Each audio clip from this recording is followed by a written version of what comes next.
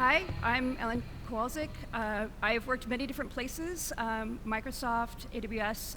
Run my own consulting company, and I'm here to talk to you about some of the things that your future managers would like you to know about security. So the way that this talk was built is I pinged a whole bunch of engineering managers and engineering leaders, most of whom were not in security, to say, when you have people who first start at your company, what are the common mistakes they make? What are the things that you wish they already knew? What are the things you interview for? And basically, I compiled the themes to be able to share it so that you could start with 1 foot forward when you start a new work. Me, I've been in security since 2002. I've been in almost every area of security. One of the interesting things is that I have both been on the security teams, but many times running normal service teams, and therefore having to deal with all the requirements from the centralized security teams. And so I'm very familiar with not only why people from security ask these things, but what it feels like when they come knocking at your door with 5,000 things that they need you to get done. I'm also on the guest review board for Black Hat this year, covering applied security, platform security, I believe, and human factor. So the purpose of the talk, highlighted it at least a little bit. What your engineering managers are going to want you to know. Correct some of the misconceptions about security, and this actually includes things that your security people, if they're overeager, may tell you. Give you an idea of what security looks like, from the time you start design all the way through to, when you end of life. And then just some real-world things that you can go do to start working on these skills if you don't already have them. So what is security?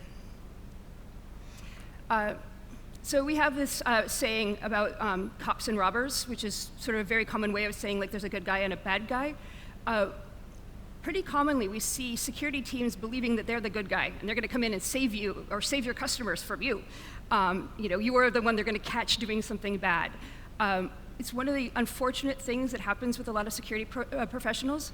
In all honesty, if a team that's building a service or a product doesn't care about their customers enough to do security, they probably shouldn't have that job anyway. And I oftentimes have to remind security people of this. But really, it's important to figure out how you can get security to work with you as opposed to working against security. Security is not compliance. And I will say compliance is incredibly important for a lot of companies, especially those who work with finance or government or anything like that. And certainly a lot of the compliance steps do help with security, but compliance is not enough. And in many cases, the things you're doing may not directly apply to the security that your product needs. So it's always good to have more of a holistic view about what security is, as opposed to, its compliance. And it's just another part of quality. My last boss used to joke that it's the itties. We do a lot of these sorts of things, with software. Security is no different. It's just a part of, making a quality service. And so remembering that it's just one of the pieces can help it not seem so foreign or, not, difficult to understand or those weird people or whatever. So security is part of the overall life cycle. This is sort of what we used to do for box product security, where you understand security, make sure you put it into the requirements, into the design, as you implement it, as you verify it, release it, and then we'd have response, which honestly was actually done usually by a separate team. These days, especially if you're working on a service, that is no longer how it works. It very much is that you plan, you code, you build, you test, you release, you deploy, you operate, you monitor, and it just becomes a circle or this weaving of all of the things that you actually need to get done to make it work. It's one of the things that for people I saw moving from box products, for example, to services, how do you plan for the fact that this is going to run on servers and they're going to have people physically plugging things into them or taking them out of service and such? There's a whole different set of things you have to worry about in addition to the things you normally have to worry about with code. So one of the other things is that at many companies they say, security is the most important thing. They usually also have at least 5 other things that they say are the most important thing. If you look at, this is from Gartner about what they tell people to look like when they're buying cloud solutions, you'll notice that security is in the 3rd one, and only part of the 3rd one. And so while security is incredibly important, We know from studies that people do not want to pay for an update, for example, that only includes security updates. They want features. And so it's important to remember that you're probably not going to devote all of your time for security. So you really need to think about what are the things that are really going to be meaningful, and what are the things that you're going to decide not to do. All right, so security and design and architecture. Threat modeling. How many of you are familiar with threat modeling? A couple, cool. Just a sec. So threat modeling is basically understanding what you have that's valuable, who wants to get it, how they might try to get it, and then how you're going to mitigate that. It's something that you do every day. When you lock your door, you are thinking about what's valuable, the things that are inside. You're thinking about who might want to get it, and that may depend on your neighborhood or city or things like that. You're thinking about what are they going to steal, and then you're putting your door lock in as the way that you're going to mitigate it. And you might have a different kind of door lock or a different kind of protection if you have more valuable things versus not. Another common one I actually ask people to do is threat model a convenience store. So you go in and there's the cash register. There are usually some sort of lottery tickets. There's food. There's alcohol. All of those sorts of things. If you were the owner, what would people try to steal? What are the things that they could actually resale or use? Who might be an issue? And honestly, it's probably any potential customer. How would they go about doing it? Would they distract you? Would they hide it under their jacket? What are the kinds of ways they might try to steal things? And then what are you going to do? Put cameras in place. Put one of those things on that actually beeps if they go through with something. Just keep an eye out. Hire a security guard. There are many things that could be done, and basically it's just that model applied to software. The logistics. For threat modeling, the best thing to do if you're going to do something in depth is a detailed object model. You can do a very light object model if you're still in the design phase, but it really helps because a lot of what you want to look at is things like the connections and relationships of different things and where the assumptions are. So things to look for: over-collecting data that you don't need. You have to protect it if you collect it, and if you can't protect it, you shouldn't collect it. And so really thinking about, is this something that I want to make sure that I'm responsible for, that I want to have to report if I lose? If not, do I need it right now, or can I get it later if I need to? You may have areas where you have unneeded risk, where you're choosing to do something that is maybe a side feature that really no one may use but is incredibly dangerous. It's really good to kind of look at those kinds of things. Connections between components. I worked on the threat model exercise for all of a version of Windows, and the number one issue we saw were connections between things. And then, of course, where do you keep the most valuable things? Ideally, even if somebody gets into your things or breaks it in some way, they can't get at anything useful anyway. And prioritize. So this is basically a summary of what my security team told me in my last role. You'll notice that everything has to be done next week, in 2 weeks, and is priority 0. That doesn't actually work. So it's really important as you're threat modeling to say, yeah, I see that's really important. Given our threat model, these are the most important things, and here's how much time we have based on the feature work that we can actually devote. Here's how we're going to go through and do it. Because otherwise it can become a constant scramble of trying to get everything done, and people are, people are crossing over, or things are getting out of order, and you're only doing partial bits. And then communicate. The number one way to prevent randomization of these kinds of things is to communicate what you're going to do, why you're going to do it, what other things did you consider, why did you make some of your hard choices. Getting all of that out at first prevents you from having every single other person, whether in management or in security or whatever, going, actually, you should really do it this way. You can be like, well, here's the paper where we considered that, and it doesn't work for these other reasons. And so it can really help you with the rehashing, as well as just making it very clear what you're going to do and the risk for the company that may be, so the company can decide how to manage that. So some pitfalls. Assumptions. I assume that somebody else has already bounds checked this piece of user input. I assume that anything that could have ended up in the database must be valid. I assume that no one will ever put a special character into this thing. There are lots of things like that that are really easy, especially if you're working on systems that are kind of down a bit. They're easy to make those assumptions. Notoriously, that is where things break, where everyone assumes that everyone else is going to take care of it, and all of a sudden you have, completely unchecked, potentially, bits of code going through systems that were never meant to handle it because they all assumed that somebody else would take care of it. Of course, the answer to this is to go talk to those other people, and then also think about, shouldn't you check again? So for example, with Zero Trust, it basically says we're going to check again. We're not going to assume that that other system actually worked. This is done oftentimes when you design things as well. Like, I know I'm getting something from a trusted service, but just in case I'm not, or it didn't get checked, I'm going to do my own checking. Rolling your own. So working in security, at least a couple times a year, someone would be like, so I rolled my own auth. I looked at the other auth solutions that exist in the industry, and I can do it better. I spent a couple weeks doing this thing. I don't have a maintenance plan for it, but it'll work. Crypto, we actually had a crypto board, which would check how people were using crypto. The number one reason we used it is somebody come in I reinvented crypto. It only took me a month. Of course it works. I have no background in crypto, but it's just math, right? And the issues we would see where they hadn't handled certain cases or really wasn't as secure as they thought, almost always, unless you are a crypto expert and there's a reason, you don't need to invent your own crypto. There's a lot of crypto out there and a lot of people who can help you figure out how. Security protocols. I know there are all these standards that exist. I know they're commonly used, but I'm just going to pick this other port and do some stuff, and everything's going to be fine. Again, there are so many things that go on in the real world, that are far more complex as you start getting them out there, that you really need to consider, what is the overall cost of that, and is it really a good idea?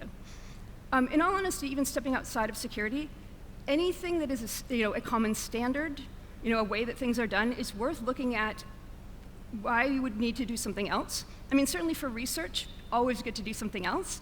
But whether it's changing data formats or logging formats, many of these things break tools you don't even know that exist, or break customers because they don't know how to use the new format. And so it's really important to use your security experts rather than just going and doing all your own stuff. And not understanding common errors. So there are many databases, I'll link to some later, that have what the common vulnerabilities are. This is the, I think it's, OWASP top 25, if I remember correctly. You'll notice that a lot of them have been around for a very, very long time. Basically, it's cross-site scripting, SQL injection, various different ways of handling data and not having enough, room for the data that you're getting.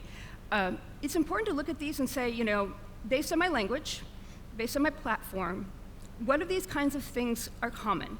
The reason that we have this list is because they still happen today. They wouldn't put them up here if people had learned never to do them again. And hackers have definitely figured this out and oftentimes write scanning tools to just go identify these things because, for better or worse, they happen still all the time. I will say that as you go through, you will also see that, especially with languages, that there are languages that have far fewer and languages that have far more. And it's always worth considering, is this the safest language to use for this particular case? I love C and C++. They're very, very good for some really hardcore important things, but they are more dangerous and they do require more checking. And so it's always good to say, should I use a compiled language, or a higher level language instead? Not testing the negative. So it's really easy to test and say that, well, given the correct input, this does the right thing. But what about the incorrect input? Have you tried special signals, different languages, different character sets, way more data than would be expected? All of those kinds of things are important because somebody probably will try it. And with any luck, you only break in an okay way. But somebody once said that a security issue is just a really interesting bug. And certainly, it may have more implications than you would know. Oh, funny side story. I have a friend who changed the first letter of his name from an E to a 3. We knew him as 3 Rick. It broke every single gas station credit card machine that he used. It's something that nobody assumed would ever be in a name, but at least in the US, you can legally put a number in your name. Not planning for post-launch. I've seen a lot of teams that are like, well, it's deployed. SRE will take care of it. It turns out that that actually doesn't generally work. You know the code. You're the one who has to fix the code later. Most of my development teams, at least in the last 5 years or so, have worn their own pagers. And I've also worn my own pager in case they don't answer their own pager. It's not going to be somebody else who magically fixes things later. It will probably be you. So really thinking about, what are you going to do? Have you made sure that you're protecting against some of the things that happen when things go live in big environments? Really helps out as far as making sure that your life later on will be much more comfortable. So post-launch, as I was just speaking of.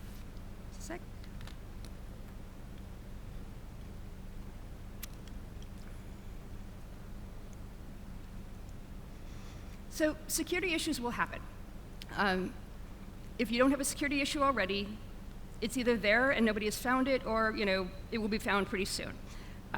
This is true for every service and every product I've ever worked on, even at companies like Microsoft and Amazon. Security issues happen. There are many reasons for this, but it's always important to plan. One of the reasons for this is that security is consistently growing.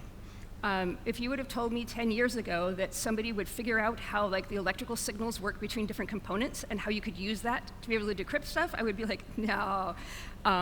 If you could use the speculative execution that exists within the chips to be able to actually pull keys and information out, I also would have thought that was completely crazy. But it turns out, at least the second one, the code is like this long. It's remarkably easy to do. And it worked on the cloud, including getting down to other people who were using your same machine. And so incredibly dangerous, something that when we built the cloud, we had no idea could even possibly happen. And there are many more of these. These are just sort of a few of the branded ones. Legacy code. The wonderful thing about many projects, especially coming into academia, is that you get to start from scratch. You hardly ever get to start from scratch when it comes to being in the industry. Almost always you have a piece of code that started 10 plus years ago. People have been adding and changing and adding and changing, and the people who originally wrote that code, it's been through so many transitions that nobody even remembers who they were. And so you always need to be thinking about what are you going to do about the code that you're going to inherit that is now surprise, it's yours to fix. Especially as a new hire, it is pretty classic to give somebody something and say, this is yours now.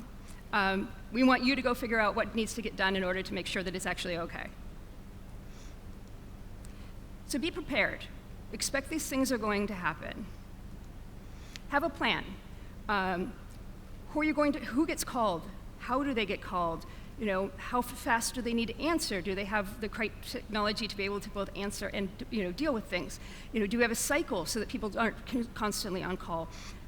Hopefully nothing happens, but I've been in teams where we had 6+ pages a day, and so we had to have a different system to make sure that we could get a hold of people and actually balance it out. Make sure that there's documentation about what you've built. It's really easy for somebody who just joined the team, didn't work on that part of the feature, to be the person who's called in, and if they can't figure out how it works, they'll have to call you, which means you're never not on call. I've definitely seen this where we had a couple experts where even if they were on vacation, they had to be on call because they didn't document their things, so we had no idea how it worked. And then for the cases that you kind of expect, or at least sort of globally, what's the run book? One of my teams, the run book was so incredibly specific that even people who had not worked on the technology at all could follow the steps and mitigate it, which was wonderful because then we could start accessing overall teams that did 24/7 as or cycled across the world, as opposed to us having to get up in the middle of the night all the time. You'll laugh, but test the plan. It is amazing when you start doing this and you call the person, the decision maker, and they don't answer. And neither does the next one, and you find out that they haven't actually installed the pager app, or they put their pager in a drawer. It's things like, no, actually we updated the architecture and it doesn't work like that anymore. So those things don't work. You do a run book and it fails after 2 steps, and you're like, or there's a missing step. It's really easy to say okay, I would know how to do this thing, but you need to remember that the person you actually want to do this thing is probably not you because you want sleep. Reduce the potential impact. So if there are going to be security issues, how do you make it so that what they can get isn't very important? Thinking of the convenience store, this would be the only thing they can grab is a bag of chips. So why would anybody bother? So thinking about like where you're storing things. GDPR has helped with this, but there are common patterns where everyone stores a copy of the important data, which makes it a lot easier for somebody to go find it. Or it's not properly authenticated, or there's an assumption that like if you can get in the front door, then you should be able to do everything. And so looking at how can you make it so that like it's completely pointless will mean that you can react in a way that is much more sort of gentle and planful as opposed to really worrying. Make it slow and expensive. I worked on Xbox fraud and abuse for a period of time. And one of the things we actually diagrammed was how it would go from like the people who would steal Xbox accounts, and then they'd sort them based on like how many points they had, so how valuable they were, and then they'd go to middlemen who would like actually like bundle them up, and then they'd go to people who would actually use them to be able to drain all the Xbox points, which they would end up selling on eBay. Stopping the people at the beginning is nice, but it's hard. There's a ton of them, and it's super cheap for them to keep trying. By the time you got to like the point where people had spent money to buy these accounts and they didn't work, now these people are out of money. So it was a net negative. Where you can have something like that, and it costs to do these things rather than you actually you gain money, people go and move on to a different target. Because fundamentally, if you're after the money, that's a silly way to do it. And don't just consider technical attacks. Tracy's going to cover a really interesting social engineering case later on this afternoon. There's a lot out there that basically says, only stupid people fall for social engineering. I can tell you that is absolutely not the case. One of the problems with social engineering is that our world runs on trust. I assume all of you are supposed to be here. You assume I'm supposed to be speaking. You assumed when I got here that I was me. You haven't ID'd me yet. There are so many of these things that, you sit down and you order a beer. In many places, or a coffee, they let you sit there and you pay at the end. They assume you're not going to go running out. A lot of social engineering works this way as well. I don't read my email headers. I've met a couple people who do, and none of them have been promoted ever because they're busy reading their email headers and not doing any actual work. There's always one. And what it comes down to is you're going to make assumptions. People are going to have to make assumptions about trust. It's the only way things can work. If I'm checking every email, if I'm checking everything all the time, it doesn't work. Scammery is a name that Adam Shostak actually coined, and it basically says is when legitimate organizations mimic a scam. So the email from your IT that basically says, please install this embedded exe. Or at one point, Internet Explorer 6 had the URL www, I think it was bestoftheinternet.com, which was not registered to Microsoft. But it was the actual way that you were supposed to go get the browser. And if you do enough of these patterns, people can't tell when the real ones happen and the fake ones. And so one of the things that can be really hard is you can be like, well, nobody would fall for that. And the person would say, but the last 10 ones have been legit. Training is helpful here, but there are things, especially around scammery, that are impossible to train because there's literally no way a human could tell the difference between real and fake. It's one of the reasons you also want to reduce potential impact. And this can be, for example, the impact that any one person can have. I should have the information I need to do my job. I don't need the information that's over there that has nothing to do with me. And if I don't have access, it's really hard for me to lose it. Certainly, there are bouncing attacks, but fundamentally, people are going to get compromised, usually not on purpose, but occasionally. Prepare for that, and so rather than trying to make sure that nobody ever falls for it, be prepared for it to know what you're going to do.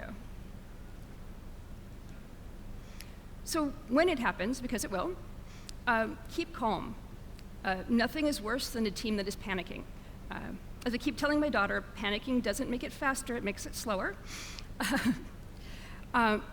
Really step back and think about what's going on. Not for days, but spend the 5 minutes to step back and go, okay, I know you're saying this, but let's step back. What's really going on? Where do we really need to address this? What are the choke points that are actually going to make a difference? Keep a perspective. We know these things happen. We know these things happen all the time. Firefighters get sleep too. But do watch out for your adrenaline junkies. Security definitely attracts adrenaline junkies. These are the people where absolutely everything is an emergency. At one point, one of these people paged me because they found a research paper that had been published 4 years before that had a thing in it. It was definitely not an emergency. Also, they just sent me a link to it, so I had to read all 70 pages before I figured out what they were doing. Look for people who are so in it that they won't unplug, that they're kind of ramping everything up. These are the people that, for better or worse, can make things a lot worse because they have to keep everything in sort of emergency mode when honestly, most of these things can be handled very straightforwardly. Communicate clearly and often. One of the annoying things when you're dealing with one of these situations is that everyone is pinging you constantly going, how's it going? What's happening? What's happening? What's happening? And if you have a set way of saying, we communicate every n minutes, this is where you can find the communications, here's how you ask clarifying questions, you can really cut back on the incredible amount of distraction that everyone asking everything can cause. First thing to do is mitigate. If they're draining a database, can you figure out how to stop that, or give them fake data or something else? How do you make sure that things don't get worse? Sometimes you want to do this in a way that cuts off and lets the attacker know. Sometimes you want to do this in a way where you're carefully gathering data about the attacker so that you can go after them later on and figure out what they were doing. And investigate. After you have things reasonably mitigated, so nothing is leaking anymore, figure out what happened. This can be who did this, what techniques did they use, where did they find the holes. This gives you a really good base about basically everything in threat modeling. Who are your attackers? What are you trying to protect from? How are they going to do so? And then use that information to prevent. One of the unfortunate things we often see is people prevent just that one exact thing for that one exact service. The next thing the attacker is going to do is they're going to move to the next service, and the next service, and the next service. So think about it sort of globally. What does this mean as far as how coding practices or engineering practices need to change more globally?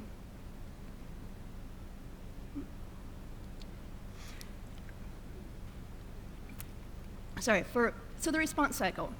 It's very much a cycle.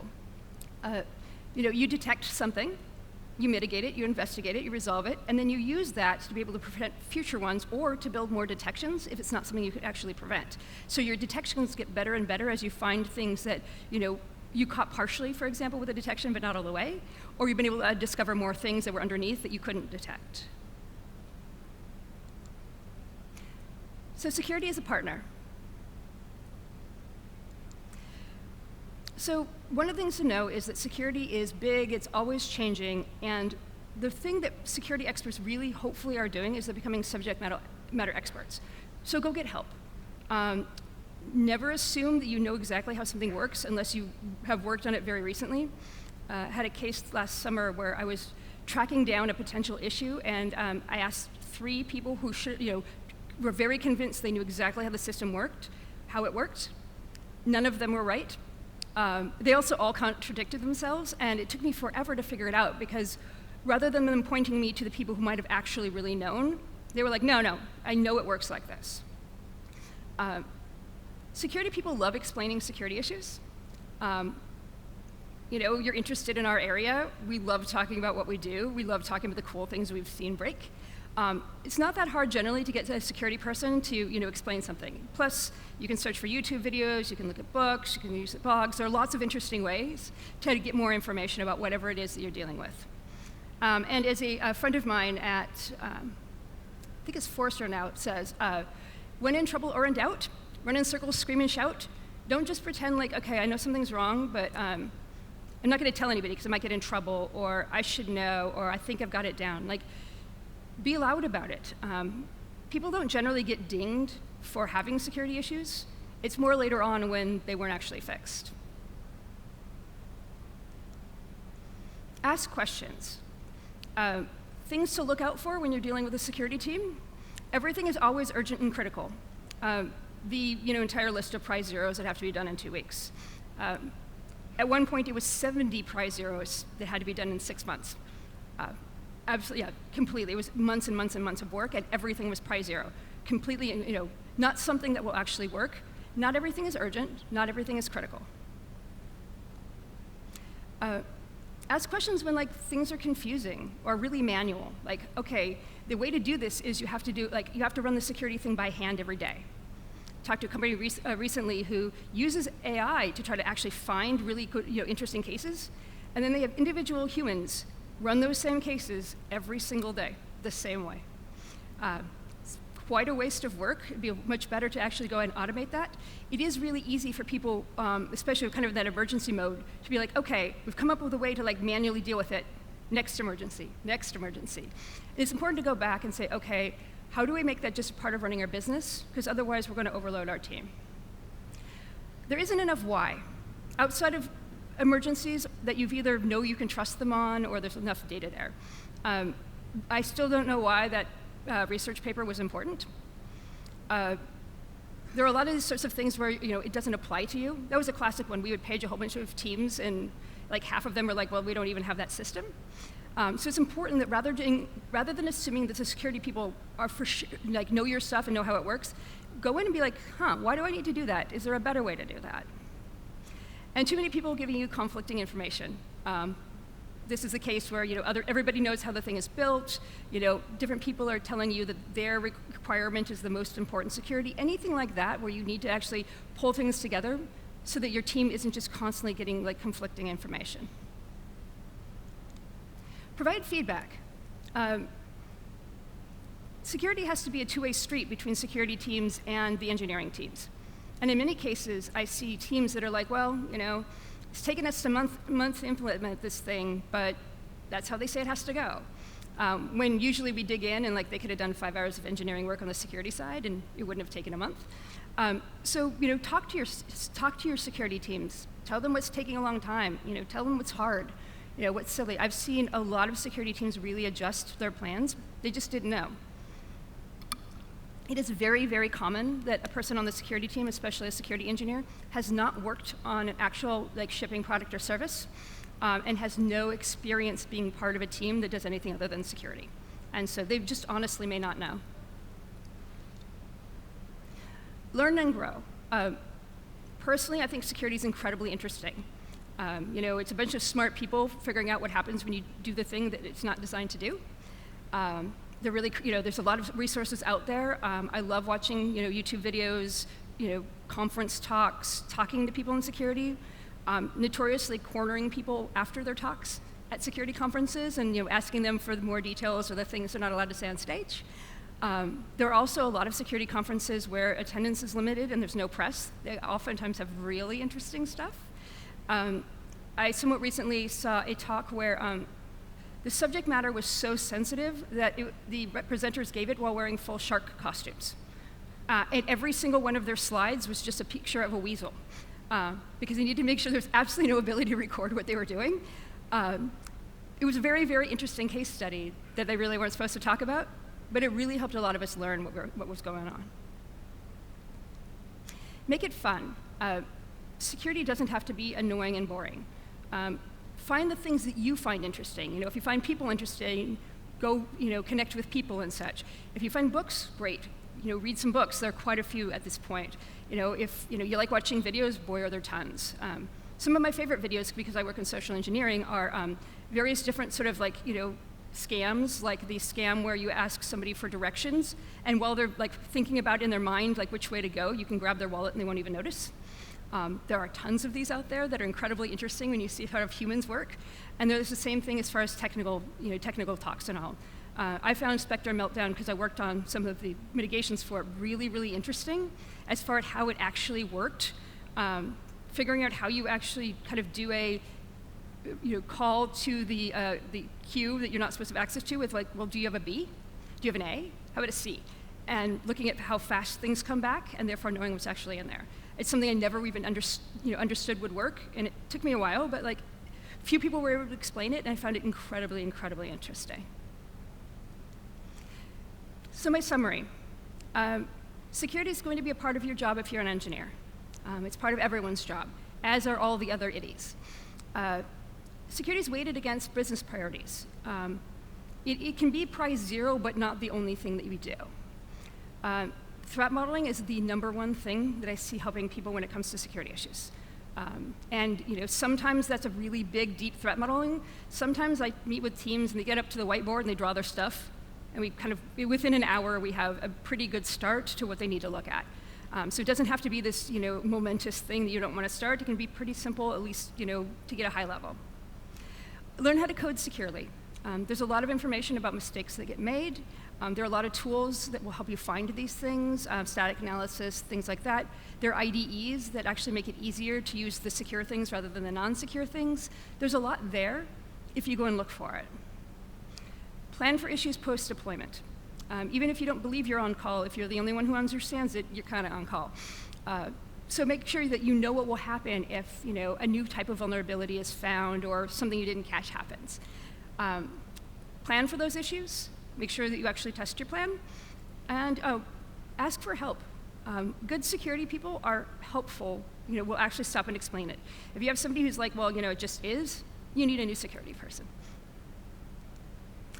And here's some of the research that I mentioned. I love sitting on the MITRE site and just reading about vulnerabilities.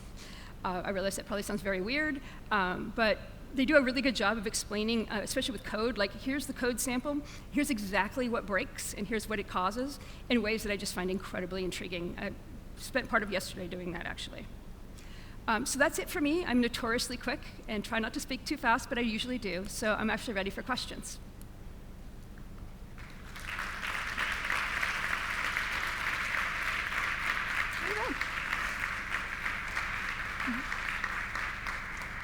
Okay, who has any questions for Ellen? No questions. Okay, so let's thank I'll Ellen. be around too if you don't want to answer, ask something like right up here. So. Okay. Great, thank you. Yep. Let's Thank you very much.